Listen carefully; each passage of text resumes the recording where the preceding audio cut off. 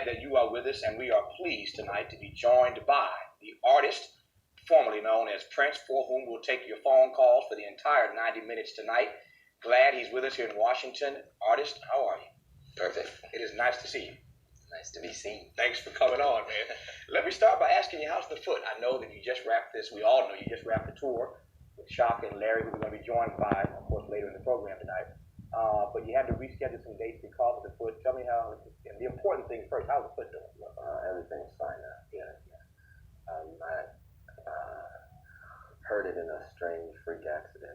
Misstepped on a ramp, and my toe went underneath my foot. And when that happens, when the big toe gets underneath your foot, all trouble breaks loose. But everything's cool now. From the bottom of my heart, I'm so disappointed that I wasn't able to play LA. And so we can go to us who live in LA. We're waiting for you. Yeah, hopefully I'll be able to reschedule and get that one down. But if not, these are the things of life. They are. Let me ask you about the tour. Did you enjoy it? I know you just finished. I'm sure you're a little bit tired now. But what do you think of the tour? You still like going out doing dates? Oh man, that's my life. I got into the music business because I loved playing so much. You don't really get into the business to be a star. At least I didn't. I didn't get in to make a whole bunch of money or anything like that and meet a whole bunch of women. Just so happens those are the things that came along with it. But I was always playing a lot, and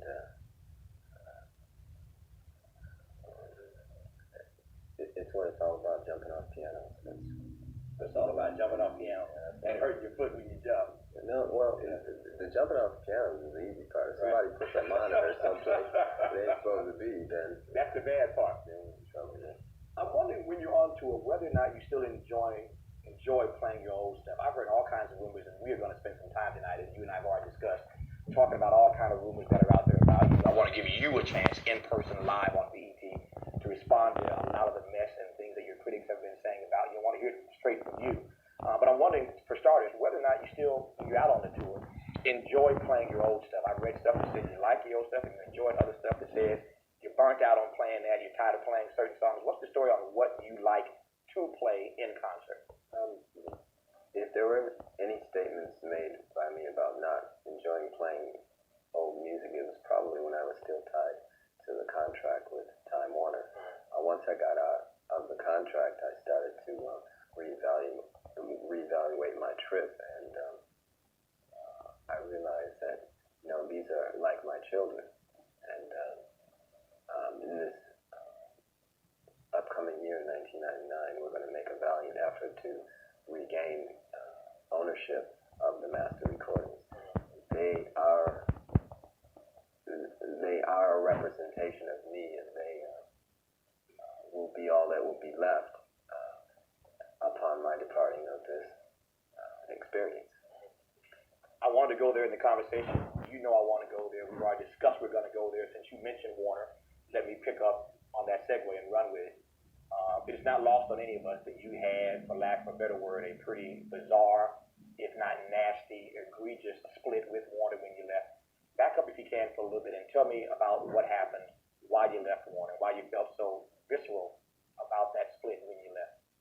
Well, it was a long brewing thing. To put it in a quick capsule, once I really realized I wanted to be out of the contract is during the time that we released The Most Beautiful Girl in the World. Now that master recording I owned, and I was allowed to step outside of the Time Warner family to promote and distribute the record, and I had a worldwide hit. Quote unquote not happening anymore, and you're not cutting edge anymore, and these particular types of descriptions. So that just sort of whet my taste buds as to what I wanted to do with the rest of my life. I think I'm better suited to market my own music. I am in a situation now with New Power Generation Records that I can take the music and repackage it and sell it in various arenas, the internet, direct to consumer, all kinds of things, at concerts. I was never allowed to do this before. You're talking about a lucrative sum of money, and I've made a lot of money since I've left Time Warner, a lot more than I made when I was with them. All right, and this is a little known fact, I think, and that's why some of the you hear some of the rumors about me being in financial difficulty and things like that. But hopefully tonight we'll get to talk about media manipulation. Oh, we will indeed. Our people. Let me ask you to respond to something that a number of your critics have said. It's been said repeatedly that you, comparatively speaking, compared to other artists on Time Warner and Warner Brothers, were treated quite wonderfully. That you didn't have everything you wanted, but that you, in fact, were given carte blanche at that company. And that part of what really happened was that you got spoiled by the people at Warner Brothers. And when you asked for more and more and more, they had a difficult time trying to reel the artist, Prince at the time, trying to reel you in because they'd given you so much leeway, so much flexibility, and you just started to act like a little kid, started ranting and raving and throwing a tantrum. And the real problem was that they just could not reel you in because they had been so flexible with you all along. Well, listen, I'm not one to look at myself through other people's eyes. That's their perception of me. But do you buy that perception? Absolutely not. What had happened really was that the music business runs like this. You'll have a manager, you'll have an attorney, you'll have various record company people. Everybody's taking a cut of everything that you do. It got down to the wire there, and some people who were not in the studio at the time wanted a cut of When Doves Cry because, they wanted a cut of the song Pray by Hammer because it contained a sample, When Doves Cry. All right? So when you're in the fold, when you're in the club and everybody's getting a piece of everything, your tour, your publishing, any endorsements, when they're getting a piece of all of that, you will have hit records. The moment you step away from that and you want to, in fact, take control of your own life, your own experience, then you'll find you're not hot anymore. Now my music really hasn't changed. I mean, you can listen to a song like The One, and through my eyes, not other people's eyes, through my eyes, that's some of the best work I've ever done. I rank it right up there with anything that I've ever produced. But looking at my experience through someone else's eyes, you're going to hear these things like spoiled child and what have you. Warner's was very good to me. Don't get me wrong, and I learned from the experience. In fact, when I reevaluated the trip, I found that I had to challenge them with love, and in fact, I wrote a letter to one of the presidents there that I in fact loved him, and I thanked him for signing me in the first place, and that we had in fact each chosen to be in the position that we were in. Hold that thought 1 second. We are just getting started, as you can tell, with our conversation tonight with the artist formerly known as Prince. There is much more to come on BET Tonight. Don't go away. Later in this program tonight, BET's world premiere of the artist's latest video, Come On. That's coming up later in the show. Plus, joined by his friends and tour mates, Shaka Khan and Larry Graham, also with us tonight. We're just getting started. The artist is happy. I'm happy. Stay with us. We're back in just a moment. Welcome back to BET Tonight. I'm Tavis Smiley. We are pleased and honored to be joined by you and, of course, our new friend, the artist formerly known as Prince. Does anybody get away with calling you Prince these days? Or do they get slapped if they call you Prince or something? Oh, no. You know what I find in airports and outside of the venues and things like that, people of color will always call me Prince. Mm-hmm. And what I also find is people of color always smile, and they always say they love me. On the other side, the lighter persuasion, you have people just kind of stare. They'll say Prince, and then they'll correct themselves. No, the artist, or they'll get confused. Right. And it's interesting looking through my eyes at this particular phenomenon. Right. Why do you think that is? the people of color treat you one way, and that lighter persuasion, to use your phrase, treat you another way with regard to what to call you when they see you? I think we tend to live through our own more so, and we champion when one of us makes good, and we never forget. Like I'm so thankful. I always have my people at my shows, and they remember all the way back. Oh, do they? Absolutely. When I was doing the Purple Rain tour, I had a lot of people who I knew I'd never see again at the concerts, just screaming in places they thought they were supposed to scream. You know, so that mountaintop type situation is not really all it's cracked up to be. Let me back up. Let me digress if I can, and talk more specifically about the name change. There are a lot of folks who are still, in fact, confused and don't know exactly what precipitated the name change. It is my understanding that the name change was inextricably tied to what happened with the Warner Brothers situation when you left. And if I'm wrong, disabuse me of that notion, but explain to me and to those who are watching why the name change happened. What was that all about? Well, I'm finding, after studying my music now for the past 3 or 4 years, that when one completely listens to one's inspiration and inner voice, you will create things out of it that will lead you towards enlightenment. And one of the things that I was asked to do by my inner voice, which I believe to be my higher power, I was asked to change my name. It seemed pretty absurd at the time, but what I found out is when I got into a situation with Warner's, where I wanted to leave, they said, "You can't leave, we have you under contract." You as in Prince? That's right. Was under contract. Right. Okay. So then I changed my name, and found that I could record with this name outside of that contract. The other thing is, as you can see, Most Beautiful Girl in the World was not by Prince. It was by me. Right. All right. And the other thing I found is that it freed me from being Prince. It freed me from thinking like Prince, and it freed me from my ego. What's wrong with thinking like Prince? Prince had some major hits. It's what made you who you are today in terms of, it started you down this path. I'm just curious as to what you mean when you say it caused you to stop thinking like Prince, as if that was something bad or something negative. No, but Prince was in a trap. Prince was under contract Prince was owned, you know. Now, I can't use Purple Rain. I can't use this song. I can't sell the song Purple Rain now unless I record it again, which I have plans to do if I can, in fact, get the master recording that I believe is one of my children, you know. So I had to get freed from the mentality of being a slave.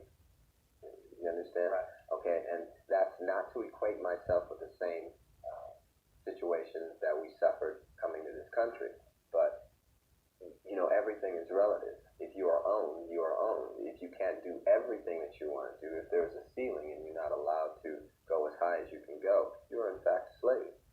Let me squeeze in some phone calls. I know there are many people standing by tonight. I read somewhere that you don't like the word fan. I don't want to say we're going to go to phone calls and get calls from your fans. I don't want y'all to play yourself when you call and say, "I'm your biggest fan, Prince," or the artist. What do you have against the word fan? We supposed to change our names too? No. Well, it's short for fanatic, right? And if you look that word up, it's not very pretty. Gloria in Florida, you're on the air, and I'm glad you called. Hello, how you doing? I'm well. How are you? Good. Well, the artist, I just wanted to say that I truly admire you, and I really was so proud of you when you took that move from Warner Brothers to doing your own thing. I used to work in a record store, so many of your records, and today you look so happy being in charge of who you are. Yes, and it's kind of like to thine own self be true. Mm-hmm. And I truly admire you, and I appreciate your music so much. I'm sitting here with my 21-year-old who still he thinks you're the best thing since bagged sugar. Gloria, I thank you for your phone call. Is Gloria right on point when she suggested you are happier now than you've ever been? Oh, absolutely. You know, I thank God every day.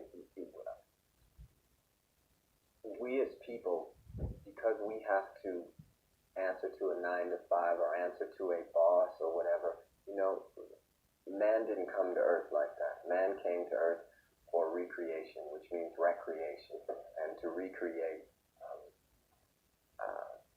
love, and you can't do that when you're constantly angry and you're constantly being held back. I had good, wonderful years at Warner Brothers. It just came to be a point where I wanted to go farther. I was being accused of being a bad businessman and things like that with my record label over there. Excuse me. When in fact, I was allowed the same leeway as, say, some of the other so-called icons that are still over there doing business with them today. So if the playing field's not equal, and it really wasn't, and they know it wasn't, then you got to step away. So I am, in fact, happier, yes. You used the phrase that you were accused of many things, and you have, in fact, of late been accused of many things. You have a lot of, can't use the word fans, you have a lot of supporters, and a lot of folk who love you, a lot of folk who got a lot of things not so nice to say about you of late. When we come back, I want to, with your permission, walk down a list of things that have been said, written about you of late, and give you a chance to respond. Is that all right with you? Love that. Let's do this. Let's do it. We're joined by the artist. Your phone calls for him. We will premiere it a little bit later in the show. That new video, Come On. Also joined tonight later by Shaka Khan and Larry Graham. We're back after these messages. Stay with us.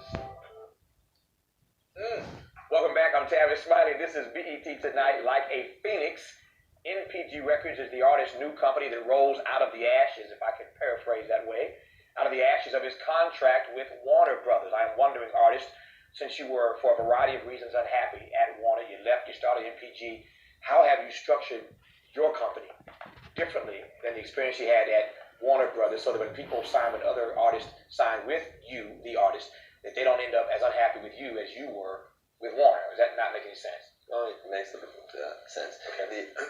First of all, once again, I just want to say, the industry way of doing business is cool for them. We're just an alternative. And the first rule with us is that there are no rules. And the main thing that I want to stress is there are no contracts. All right, now that's very important for several reasons. We don't plan to go into litigation and fight one another. We don't go into the agreement thinking we're going to end up in court.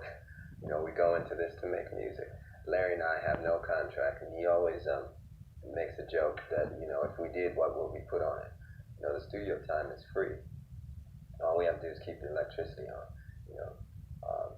The other thing that's real important to us is we all together have started to study words like contract, and the fact that con being the prefix means something negative. It's the opposite of pro. All right, you have words like consequence. We're the genesis. We don't want to be the end, so to speak. Contradiction, convince, trying to convince somebody of something that they should already know. We don't want to adopt somebody else's way of doing business. But aren't artists, with all due respect, contracts protective measures? I mean, you may not go into a situation expecting someone to play you or to diss you or to act a fool in the process, but if in fact that does happen, how then does the artist, for example, protect himself even? Well, I can't be played. A person trying to play me plays themselves. It's happened many times in the past. One day, maybe I'll bring that out, but Larry Graham's not going to play me. I'm not going to play Larry Graham. Shaka Khan's not going to play me. Wasn't it your thought when you first signed with Warner Brothers that they would never try to play you, and yet you ended up having to change your name and leave because they at some point in your mind started trying to play you? Well, they initiated the contract. I could have gotten into the music business without a contract if that's the way the system was set up. That's my point, is that that's the way they do business. We do business differently. We do business in a way that there is no business. It's about the art. It's about the relationship and the love of one another. Before I get to some of these remarks that some of your critics have made about you of late, since we're talking about contracts, you saw earlier at the outset of the show, as a matter of fact, you were watching that show that night, I understand, when Jimmy and Terry were on, Jimmy Jam and Terry Lewis, and they made some comments about contracts. One call came through from a young person and asked them their advice on what to do. The caller said, "What should I do if I want to get started in the music business?" And you and I talked about this a few days ago, and I got the sense in our private conversation that you were a bit unhappy with the advice that Jimmy and Terry offered this particular caller. Am I totally off base here? Well, yeah, Jimmy and Terry, they're my brothers, and they know I got much love for them. But their advice to the caller was ill-advised, because it's most important that you keep ownership of your master recordings. That's your social security. If you don't have that, you out the pool. You're straight off the meter. And if we don't start stating that first off, if we don't start getting that right first off, all else will fall afterwards. Let me walk down a list. I've got a couple minutes here before I have to take out another break here. I can get a couple things out, I think. I want to throw this at you, and I want you to respond. I'm reading from a national magazine, had this to say about you. Where was Rolling Stone? Where was Vibe? Talking about when your last CD set came out. Where was Rolling Stone? Where was Vibe? Prince demanded that they give him the cover for an interview. And so far, both Vibe and Rolling Stone have said no. I'm quoting from an executive at Rolling Stone, and I quote, before I quote, he's talking about the fact that there are a number of reasons you put somebody on the cover. The quote begins here. One reason is the impact they are having artistically. Another is the impact they are having culturally. A third is the impact they are having commercially. Right now, those factors are not conjoining to make it a given that we would put the artist on the cover. They're telling me I got a break. But what this guy's saying is that you're not having an impact artistically, culturally, or commercially enough to be on the cover of Rolling Stone. We got a break. We got a break. Sit tight 1 second. Oh, He's man. ready to go. He's chomping at the bit. He is the artist formerly known as Prince. I know you want to hear his response to what Rolling Stone had to say about why they won't put him on the cover. Why doesn't Vibe put him on the cover? We'll get his response in just a second. For those who may have just turned in, what I said before the break, in case you didn't hear it. An executive at Rolling Stone, one of their editors, their music editor, in fact, says that, and I'm paraphrasing, the artist is not having the kind of impact artistically, culturally, and commercially to deserve being on the cover of Rolling Stone. An editor at Vibe magazine suggests artists that it's not to say that you don't still have a certain amount of greatness, but like Michael Jordan, he can still sink the last basket, but he's not the player he was at 25. They say that you seem to be heading further away from the cutting edge you once had and closer to some sort of R&B Legends tour, and so far, you may not deserve to be on the cover of Vibe. Well, there's a lot in that one. I mean, where should I begin? Wherever you want to begin. It's your show. All right, I'm just here moderating. we'll start with the cutting edge Okay. part. When a man is free, and it puts him closer to God, first of all. The path is open to get to God.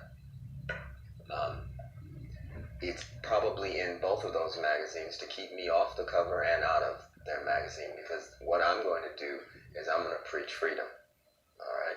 And I'm going to preach of the annihilation of contracts, all right? And see, without contracts, you ain't going to need lawyers, because nobody's going to be in court arguing about money, which has no power, ultimately. All right, so it's in their best interest to keep me out of those magazines. I completely understand.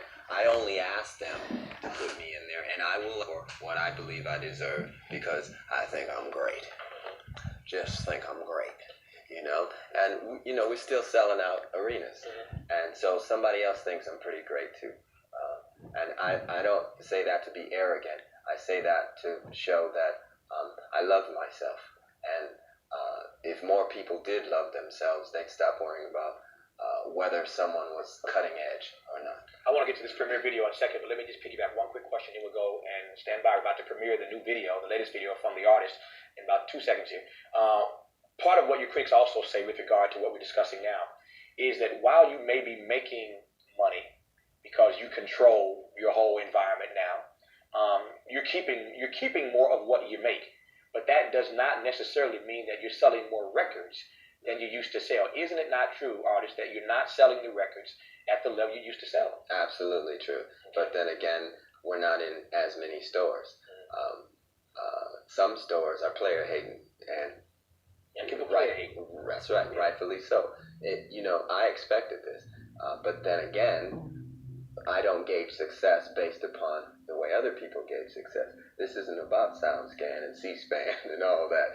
This is about our plan. This is about what we believe now. And if you ask any artist, the music is a success upon creation. When you give it to somebody like a Rolling Stone or a Vibe and they start critiquing it, then your perception changes. But that's looking through somebody else's eyes. So again, we gauge success based upon what we feel in our hearts. We've shut our minds off now. Minds should be used for what they were made for, filing cabinets. We think with our hearts. We're back live here on BET Tonight. I'm Tavis Smiley. He is the artist. There you saw the latest video from the artist. Come on. I hope you picked up on the fact that was the artist dressed up in that little old man outfit. No, was it? That wasn't you? No. That was not you hiding that? Yeah. Sure it was. Sure it was, I should say. Speaking of that outfit, you last week speaking of play hate, got dogged, if I can say so, in the New York Post on page 6 because you wore an outfit similar to that on stage at the GQ Awards when you presented Chris Rock, the comedian, with an award. And I don't have time to read what they said about you, but it starts out by saying, this, believe it or not, is a picture of you in the paper. This, believe it or not, pictured above, is the weirdo still known as Prince. Well, there you go. And they go on to dog you about this outfit. Apparently they hadn't seen the video and didn't understand what the synergy. You upset about this? No, absolutely not. That they draw that type of energy towards themselves when they make such comments. Right. I never respond to a mentality like that. It's useless. People have always been obsessed. I mean, from day one. And I wish I had time to just roll out a whole stack of photos here of how your image and how your look has changed over the years. People have always been obsessed with the way you look, with your style, with your appearance. Why do you think that is, number one? And tell me honestly whether or not you play into that, you take advantage of that, and you tease people, you play on that. It's not obsession with your image. Sometimes I do, but I think they are vicariously living through these image changes. At the heart of the matter, though, is the music. I am a musician. I don't sample. It's not Memorex. I go on stage, my microphone is on.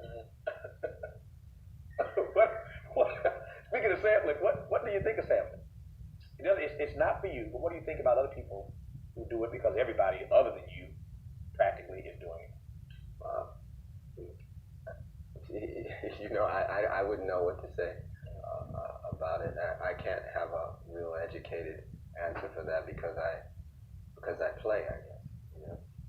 When you can sit and play I Want to Take You Higher for 45 minutes with the man who was in the studio when it was recorded, Larry Graham, I mean, why you want to sample something? That, just for me, personally.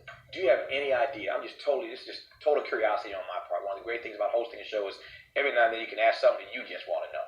I don't know if anybody else wants to know this, but I am so curious as to how many, if you have any idea, how many unreleased songs done, cut, unreleased, sitting around Paisley Park, NPG, how many songs do you have unreleased? Do you have any idea? I kind of don't like to speculate because it's upwards of 1,000, but songs that are done that could in fact just yeah, it's upwards of 1,000. Excuse me. I don't like to speculate because it makes me tired. It makes me realize that I actually am 40 years old. So we'll talk about that in a minute. Yeah. The artist is 40 years old. He said it, not me. We'll talk about how life changes when one turns 40 and one gets happily married and hooked up with a beautiful young wife like the artist has. And coming up later in this show tonight, Chaka Khan and Larry Graham are out there. They're going to come in here and they're going to join this conversation. You're watching a special 90-minute version of BET Tonight. See, I'm all choked up because of this guy. We'll be back to continue our conversation with the artist in just a moment. Stay with us. Now, back to